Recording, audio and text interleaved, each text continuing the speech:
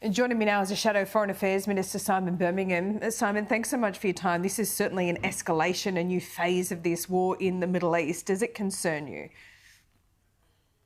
Hello, LJ. Well, none of us wish to see a situation where the war broadens out into a regional conflict. And of course, we all wish to see ultimately steps taken towards peace.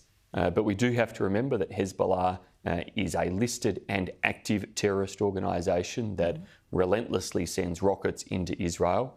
Just 2 months ago, sent rockets that, of course, killed children in a playground in the Golan Heights, has displaced tens of thousands of Israelis from the north of Israel and from their homes, and acts in constant defiance of a UN resolution that is meant to essentially keep southern Lebanon as a demilitarised zone, but instead Hezbollah are constantly using that as a base for their rocket and military attacks on Israel.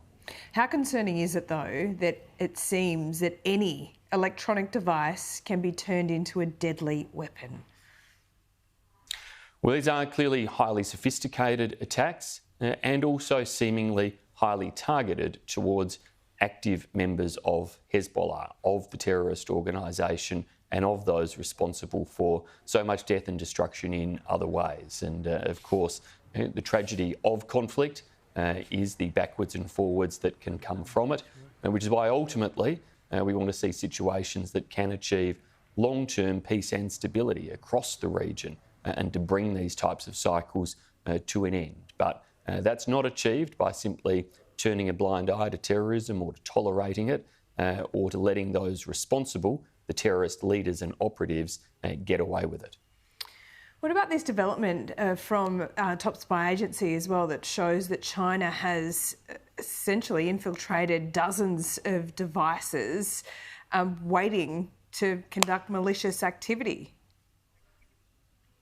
LJ, I guess if there's a link there, it shows in a highly technology-focused and interconnected world in different ways, technology can and will be deployed by different actors for nefarious purposes, and that we must all be alert to how we build the protections for it. But in relation to China in particular, this announcement by the United States, Canada, the United Kingdom and Australia identifying these actions comes, of course, just a day after the revelations that Chinese propaganda was celebrating and glorifying military actions that endangered Australian military personnel. And it's completely unacceptable to see these types of conduct occur. China is now a great power, a great economic power and a significant military power. And it should be acting, and we should be urging it to act in a responsible way, in ways that actually preserve the peace and stability of our region and the world, rather than undermine it and jeopardise it. And sadly, be it in those aggressive military conduct or in areas of cyber attacks, the actions we see coming from the Chinese government or sponsored or tolerated by the Chinese government all too often undermine that peace and stability. Let me ask you to put your former Education Minister hat on while I talk to you about the current childcare subsidy and what Labor has proposed today. Is that something the Coalition would support? Well, LJ, we made significant reforms when I was Education Minister. We consolidated a bunch of disparate payments into a single childcare subsidy that had really two goals around it. How to ensure we use the preschool system to get kids access to early education, and how we ensured the childcare subsidy facilitated workforce participation by giving the greatest support to those working the hardest and earning the least.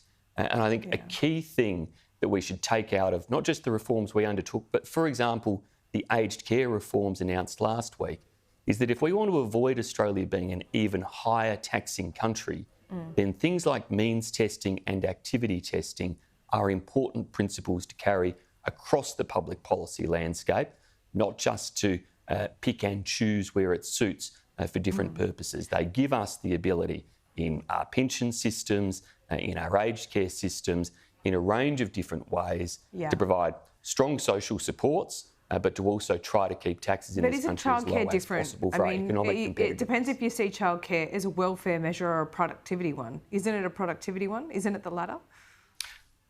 Well, childcare is many different things. It is about early education. But I think there are real questions to be asked as to whether centre-based education for 0, 1 and 2-year-olds is the same as for 3 and 4-year-olds. Is that really what the Productivity Commission is suggesting, that 3 days plus is necessary for 0 and 1-year-olds as well as 3 and 4-year-olds? So I think there are key questions there around educational purpose. In relation to then the productivity piece, yes, of course it's important that we have maximum productivity and employment participation. Australia has some of the leading employment participation, but we still have to make sure that it is structured in a way that doesn't drive taxes and our economic competitiveness down in other ways, which is where effective means testing and activity testing. Ultimately, activity testing is about ensuring that places and funding are going to people who are working, looking for work or studying, not people who don't need those places. Simon Birmingham, always good to talk to you. We'll see you soon. Thanks, LJ. My pleasure.